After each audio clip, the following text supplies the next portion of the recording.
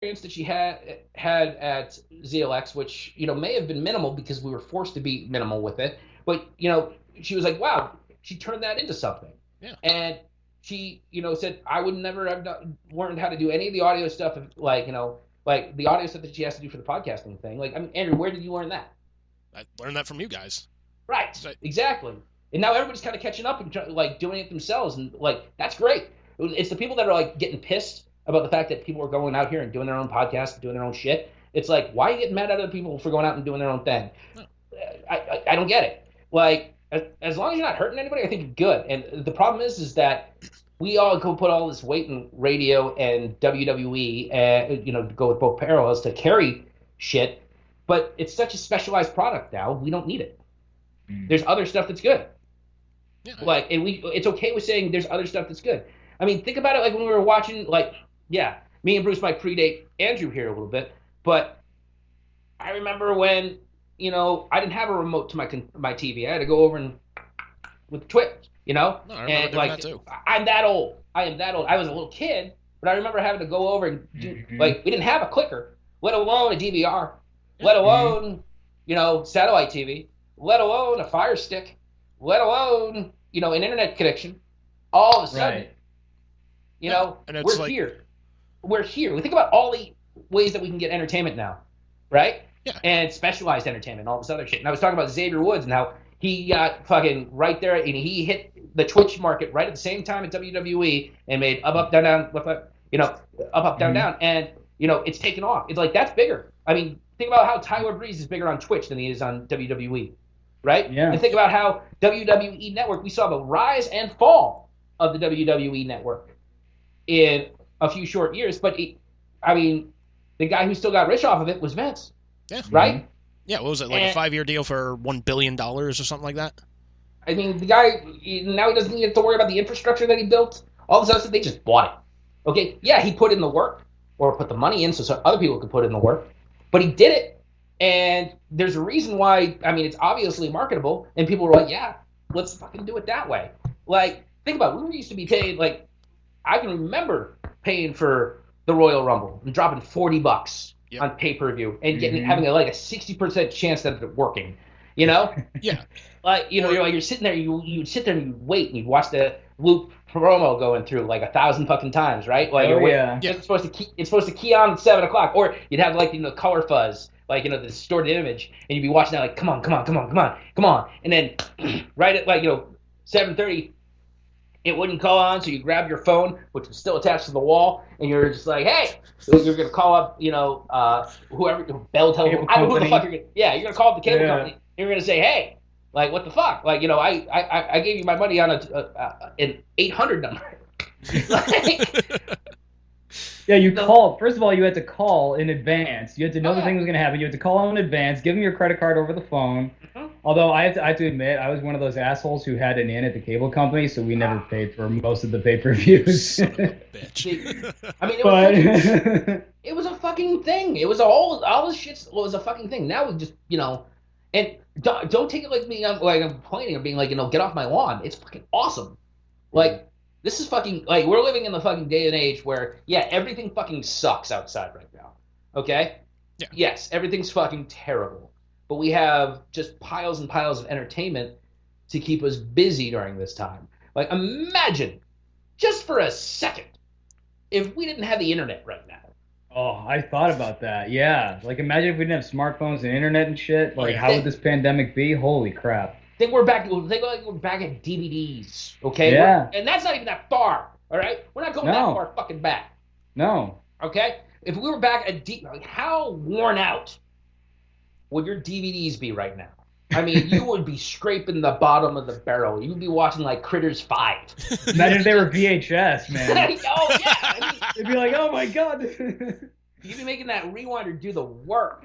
Like, Hey, that pixel looks like it might be. Yeah, I'm like, think about it. Like, that's one of those things where we're extremely lucky in that sense that we have entertainment to keep us busy from all the bullshit that's going on outside. Where just the ability to talk to each other is still like this. Like, if we didn't have this is fairly new. This whole video conferencing thing is not like, it's not like super new, but relatively new. Exactly. Think about how much we take fucking FaceTime for granted. Yeah. All right. Right. Like Skype. like Skype's been around for what, 15, 20, 25 years, maybe 20 years now. I would guess Skype's been around that long. I remember in college, I think it was around that time. Probably somewhere around there. But. So yeah, so like Skype, I'd have to see how old it is, but the fact is like, imagine we didn't have this. Like, imagine we didn't have any of the, like, it's insane. It blows your fucking mind when you think about our frame of reference and what we think is still, like, normal or good. It's not. It's completely different. It might still be good in our heads, but it's not necessarily good to somebody else. And we've seen that older generations are much more stubborn in holding on to stuff like that, and saying, well, our morals and our likes and dislikes are much more cemented and worth more than yours. I'd say the best thing that I've seen happening and the best case for hope is younger people understanding that older people are full of fucking shit. Like, we don't know what the fuck we're doing. We know that. We've proven that. Like, okay, we know. We're just like, fuck. Like, hey, how we said, like, that idea that we, like, when we're in charge of the world, right? When we're in charge, when our generation's in charge, when is the generation that was in charge when we were saying that get the fuck aside? They're not. All right? Okay, they're going to have to die off. And they're still in charge, man.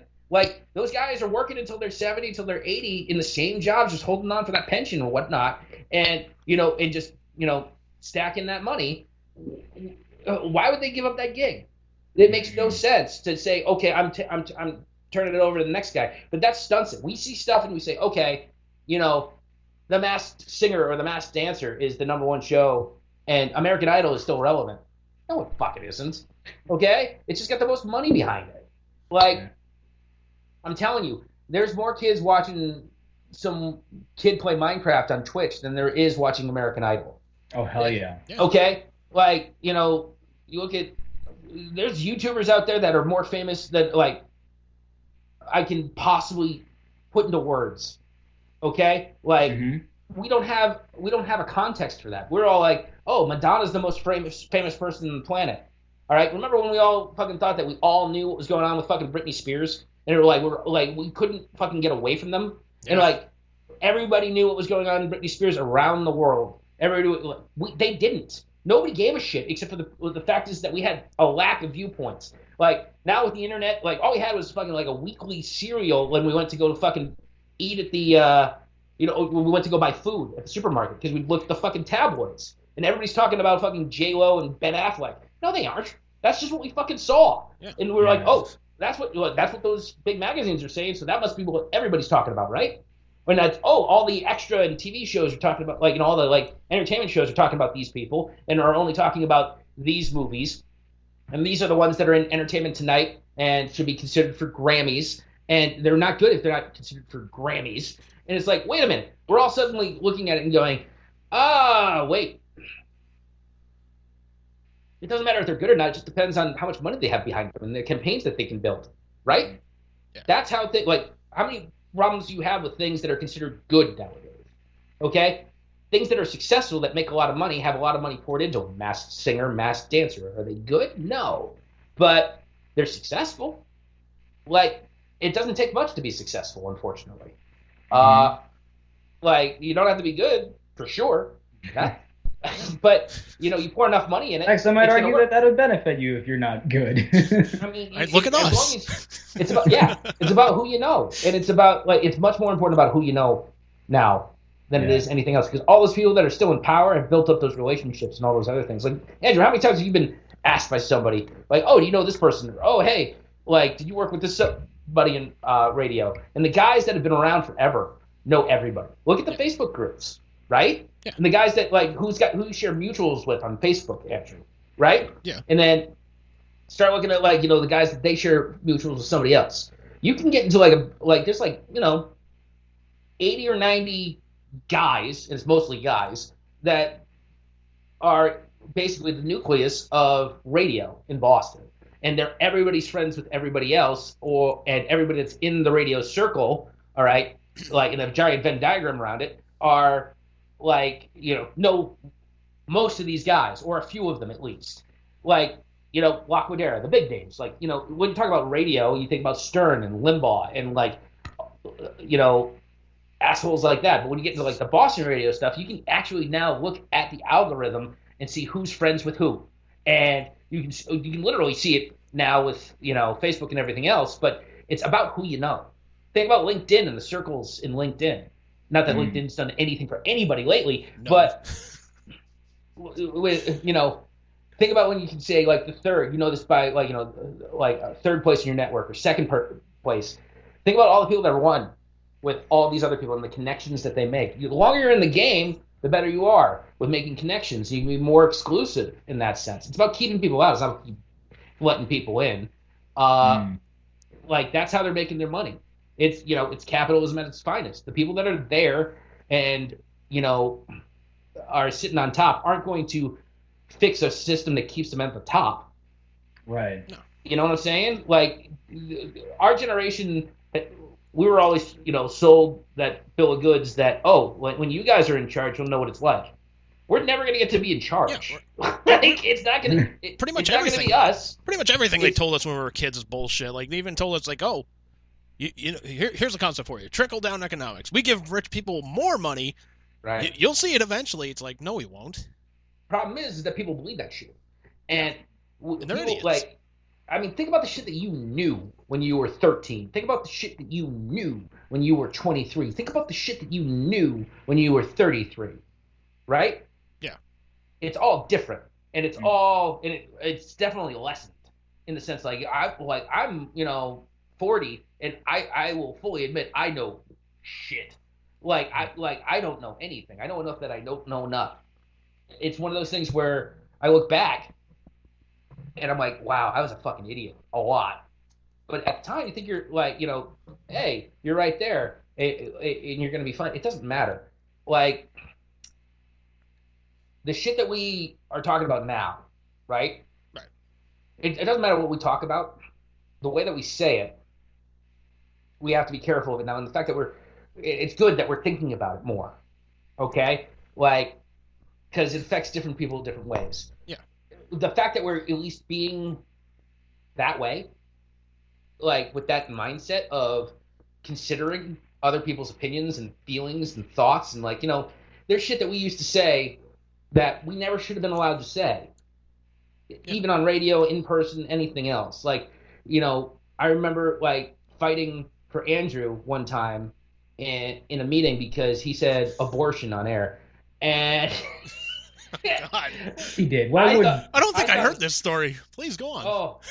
It was holy shit! I got chewed out for 45 minutes.